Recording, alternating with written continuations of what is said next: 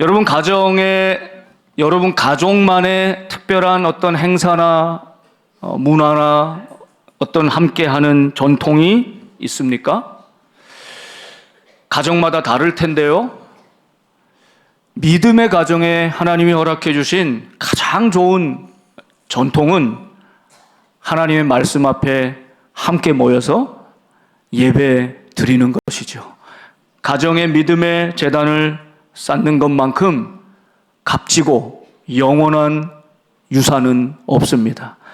우리 사랑하는 가족들이 우리 가정은 하나님 앞에 말씀 앞에 모여 어려운 이야기 서로 나누고 기도해 줄 수 있는 그런 믿음의 가정으로 세워나가기를, 이 기도를 쉬지 않고 이 노력을 포기하지 않는 우리 믿음의 전통을 세워나가는 복된 가정이 될 수 있기를 바랍니다.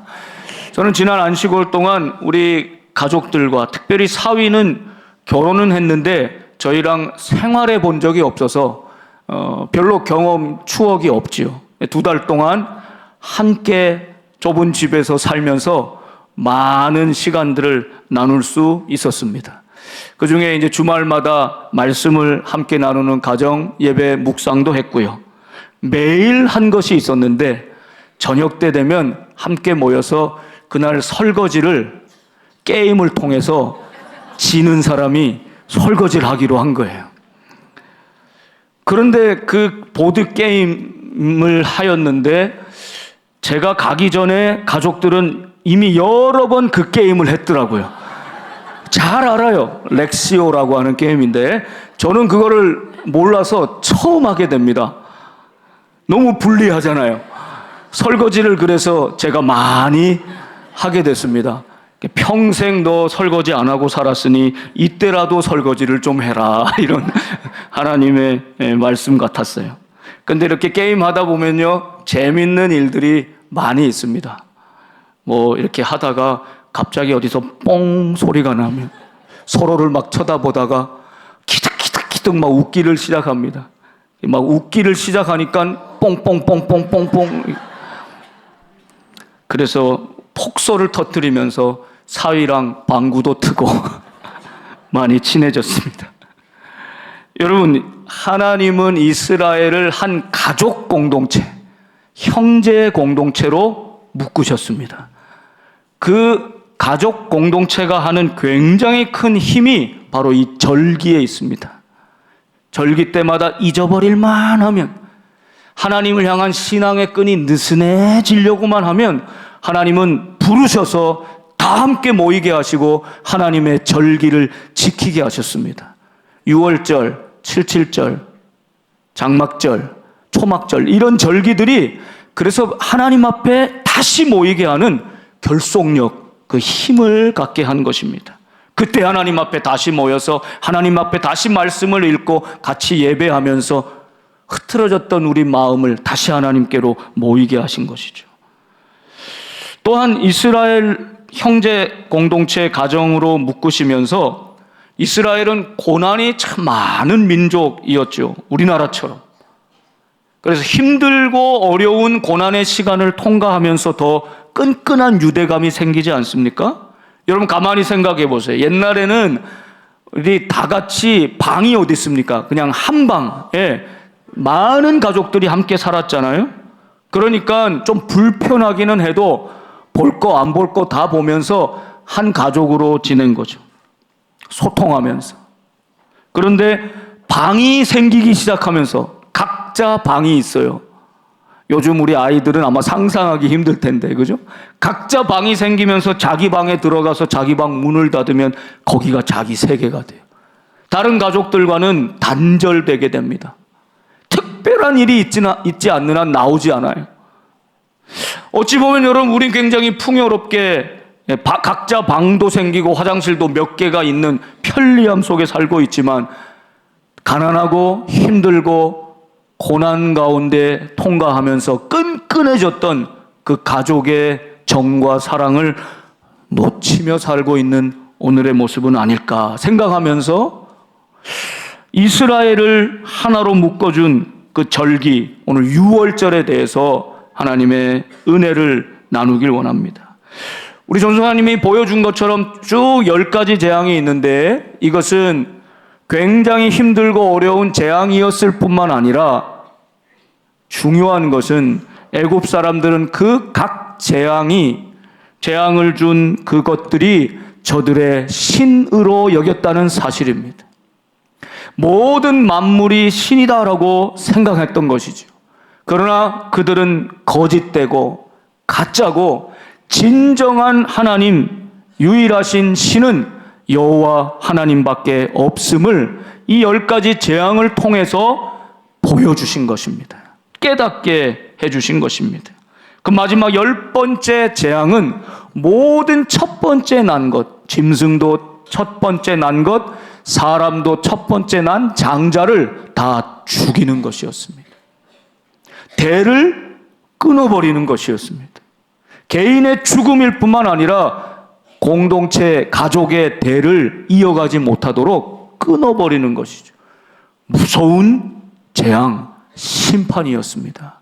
자, 이 10번째 장자의 죽음이라고 하는 이 엄청난 재앙 앞에서 하나님이 내려주신 단 한 가지 구원의 방식이 있었어요. 그것이 바로 유월절이었습니다. 여러분, 이스라엘 백성들은 애굽에서 400년 넘게 노예로 살았습니다. 태어나서부터 죽을 때까지, 아침부터 저녁까지 기계처럼 일만 해야 되는 노예로 살았다는 것입니다. 여러분, 이건 우리가 상상이 되지 않죠. 자유가 있었다가 사라지면 그 상실감이라도 있는데 자유 자체를 누려본 적이 없어요. 뭐가 자유인지도 몰라요. 그렇게 430년 동안을 노예로 살았습니다. 그런데 저들이 하나님께 부르짖을 때 하나님이 들으시고 하나님의 때가 되었을 때 이스라엘에게 개입하십니다. 여러분, 하나님이 우리의 인생에 개입하시는 것, 하나님이 간섭해 주시는 것, 거기서부터 구원이 시작되는 것입니다. 여러분, 엄마 아빠가 때로는 잔소리하죠. 잔소리.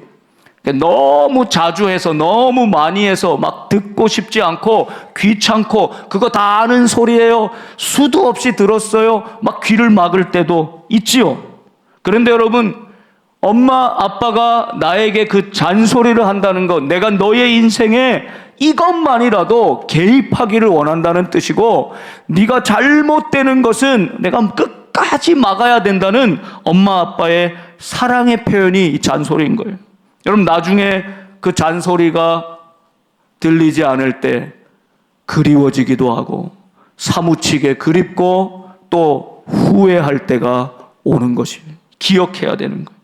하나님은 430년 동안 노예로 살던 이스라엘 백성에게 개입하십니다. 하나님이 간섭하십니다. 역사하기 시작하십니다. 여러분, 오늘 하나님이 나의 삶에 개입하시는 것, 말씀해 주시는 것, 나를 깨우쳐 주시는 것, 하나님의 놀라운 은혜입니다. 여러분을 가만히 두시지 않겠다는 하나님의 사랑의 적극적인 표현인 것을 잊지 말아야 합니다. 자, 이 마지막 10번째 재앙의 밤이 찾아왔습니다.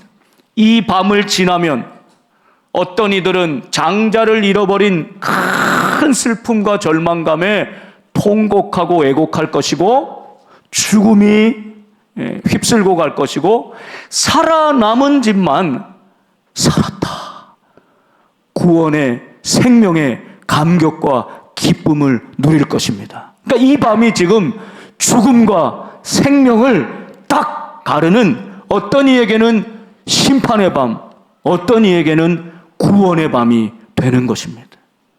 여러분, 이 밤에 하나님께서 이스라엘 백성에게 주신 말씀이 무엇입니까?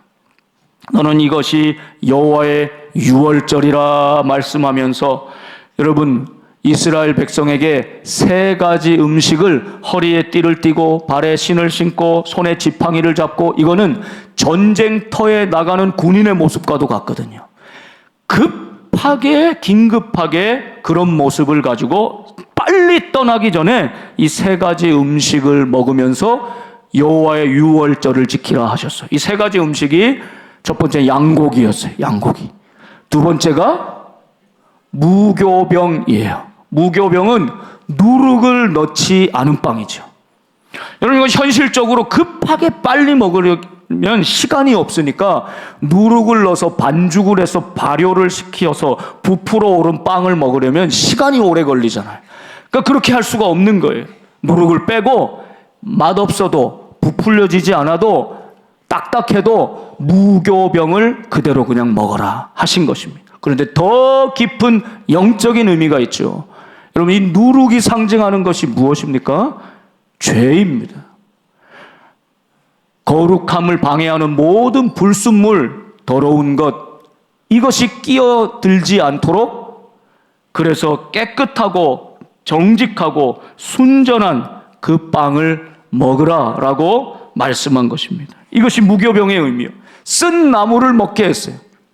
좀 맛있는 나무를 먹어도 뭐하는데 쓴 나무를 먹게 했습니다.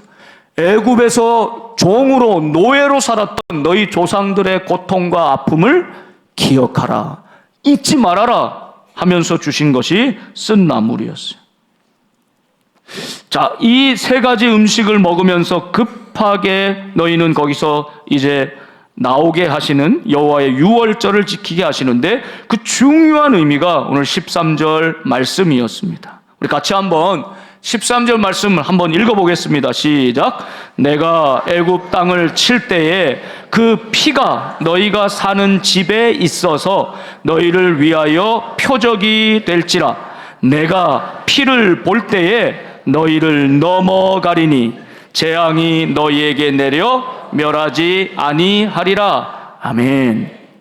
그러니까 딱 한 가지, 어린 양을 잡아서, 흠없는 어린 양을 잡아 그 피를 집에, 문설주와 임방에 보시는 것처럼 뿌린 집, 그것을 보시고는 이것을 표징으로 모든 죽음의 재앙이 그 집은 넘어가리라. 넘어간다 해서 패스 오버 되었다 해서 이게 유월절이라고 부른 거죠.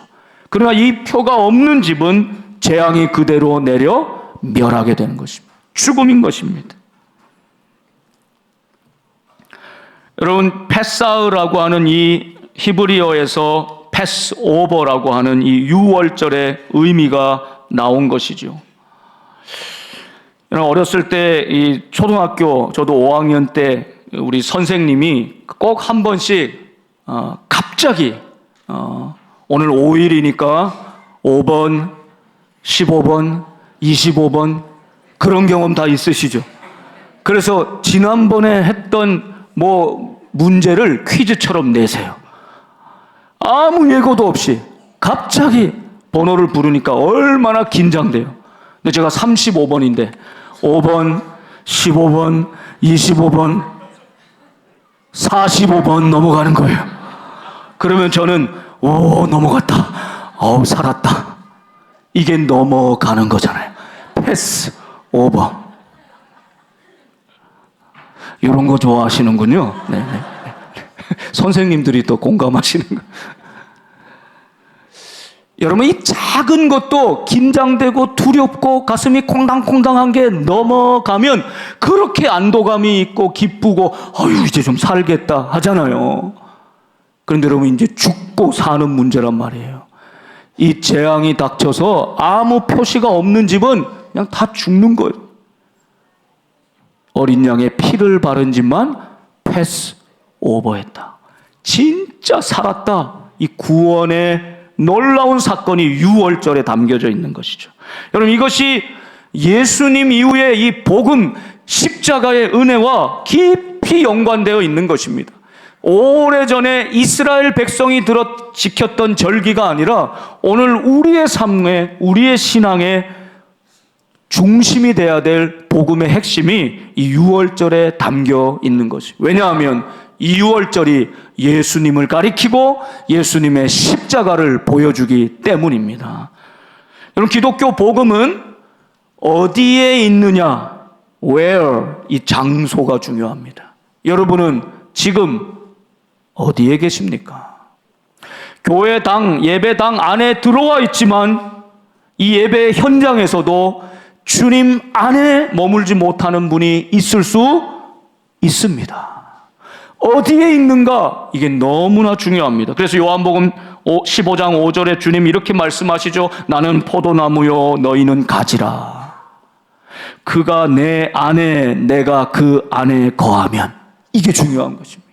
단 한 가지 조건, 포도나무 대신 그분 안에 연결돼서 거하면, 나는 약하고 나는 악하고 나는 부족해도 그 안에 거하면 사람이 열매를 많이 맺나니 나를 떠나서는 너희가 아무것도 할 수 없음이라. 아멘.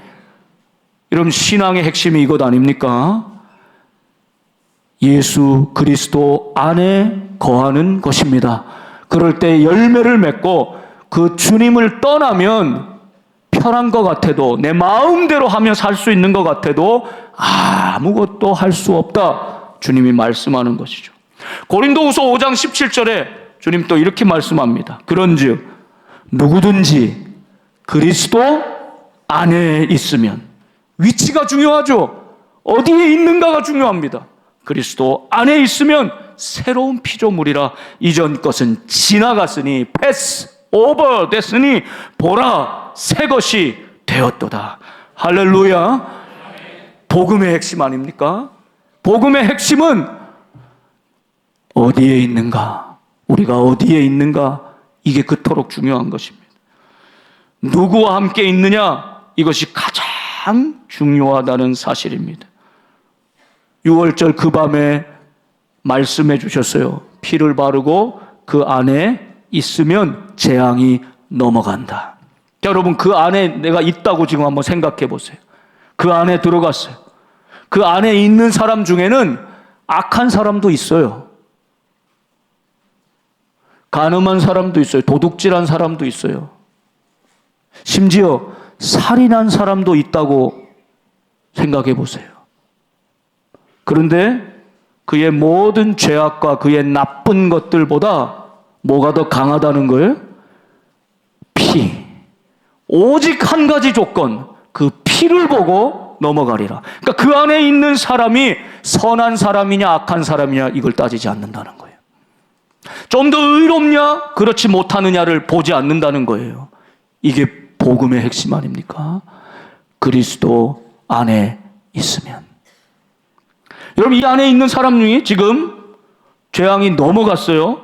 그런데 내가 그 안에 있어도 진짜 이런다고 재앙이 넘어갈까? 내가 여기 지금 있어도 안전할까? 계속 의심하고 확신이 들지 않아요. 의심하기도 하고 확신하기도 하고 흔들리기도 하고 그런 사람이라 할지라도 지금 어디 있어요? 이 피 안에 있으면 사는 거예요. 이게 중요한 거예요. 여러분, 우리가 예수님을 믿어도 부족해요. 연약해요. 흔들릴 때도 있어요. 실족할 때도 있어요. 그럼에도 불구하고 그 안에 있으면, 있기만 하면 그 피를 보고 죽음의 재앙이 넘어가게 하신다. 할렐루야. 여러분, 그것은 이런 뜻과도 같습니다. 너 부족하지. 너 문제도 많지. 너 지금 아픔도 많지. 그러나 내 안에 있으면 괜찮아. 흔들려도 괜찮아. 확신을 가지지 못해도 괜찮아. 죄를 지었어도 괜찮아. 내 안에 있기만 하면. 왜 그렇습니까? 여러분, 그 어린 양이 곧 예수 그리스도이시기 때문이죠. 요한복음 1장 29절에 이튿날 요한이 예수께서 자기에게 나오심을 보고 이르되 보라 세상 죄를 지고 가는 하나님의 어린 양이로다. 유대인들은 이 이야기를 들으면서 딱 6월절을 떠올렸을 것입니다. 그 피를 보면 넘어가는데 이 어린 양, 우리의 모든 죄를 진 어린 양, 그분이 예수 그리스도이시구나.